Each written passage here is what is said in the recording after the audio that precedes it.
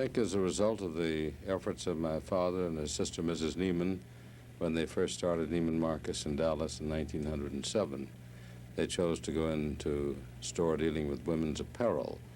And from women's apparel, they branched off into corollary lines like women's millinery, women's accessories, shoes, then children's wear, and finally men's wear.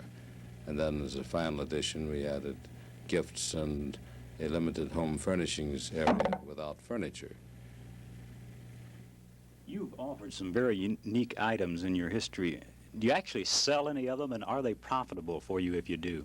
Well, our main purpose in putting them into our catalogs has not been from motivation of profit-making as much as it's been from a standpoint of news-making.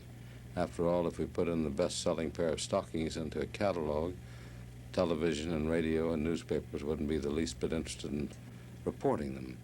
But when we put in a his and her camel, or put in a Chinese junk, or a his and her submarine, or a Black Angus steer on the hoof, those make news. Have you sold any of them? And to our surprise, we not only occasionally sell them, but very frequently sell more of them than we choose to. You today opened your first Neiman-Marcus outside of Texas? No, this is our second outside of Texas. We opened in Bal Harbour, Florida in January of 1971. What is your ultimate ambition for the company? Ultimately, we should have another 10 or 12 stores, both in the Middle West, up the Eastern Seaboard, and someday possibly the Far West.